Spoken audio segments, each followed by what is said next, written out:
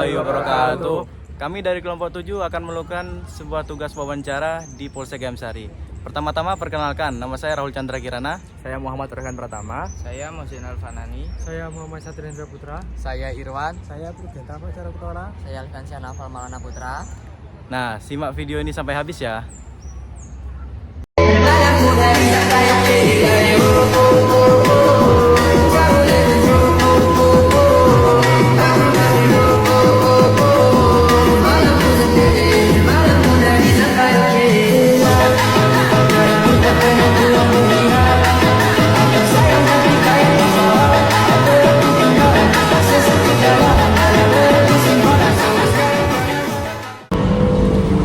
Oke teman-teman, kita sudah sampai di Polsek Gayam Sari. Pantau terus ya kegiatan kita. Oke teman-teman, saya sudah berada di lokasi Polsek Gayam Sari dan saya akan melakukan sebuah wawancara dengan Bapak Anit Reskrim Polsek Gayam Sari, AKP Mas Jadi SMH. Siap. Baik, untuk pertanyaan pertama, bagaimana langkah-langkah agar terhindar dari kekerasan seksual, Pak? Langkah-langkah yang harus kita sampaikan kepada masyarakat agar tidak terjadi kekerasan seksual, terutama wanita ya. Kebanyakan korban kekerasan seksual adalah wanita, yaitu selalu apabila melakukan perjalanan baik siang hari maupun malam hari, khususnya untuk selalu bersama teman ya, teman-teman, jangan sendiri. Karena apa? Karena di kota besar ini, khususnya kota Semarang, kalau malam memang sangat rawan ya, sangat rawan jadi pidana maupun yang lainnya ya, kekerasan seksual, apalagi perempuan ya.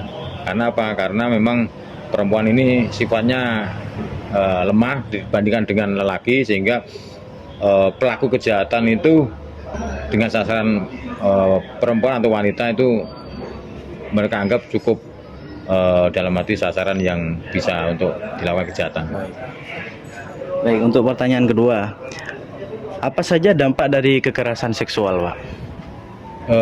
Dampak kekerasan seksual yang dialami oleh perempuan khususnya atau wanita itu ada beberapa. Pertama, psikologis ya, secara psikologis dia akan secara sosial pastilah dia akan mengalami malu ataupun merasa ya terhina ya.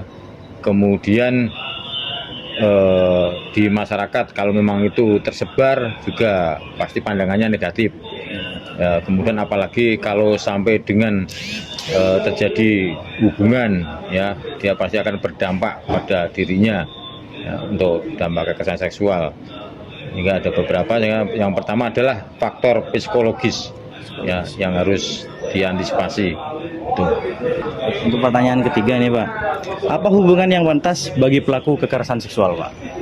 Ya, kalau hukuman yang pantas ini ya memang harus dihukum berat ya, apalagi sampai kekerasan. Ada kekerasan, sifat kekerasan itu adalah pasti ada ancaman atau melukai ya. Kekerasan, namanya kekerasan itu ada faktor melukai ya, ataupun dengan kekerasan, sehingga untuk pelaku kejahatan kekerasan seksual itu ya secara umum masyarakat pasti menghendaki dihukum berat ya, karena pengaruhnya itu terhadap perempuan, apalagi kalau korbannya di bawah umur atau anak ya, itu sangat besar sekali faktor ya untuk mempengaruhi itu. Baik, untuk pertanyaan selanjutnya, berapa banyak kasus yang ditangani oleh Polsek Gayam Sari ini, Pak, tentang kekerasan seksual?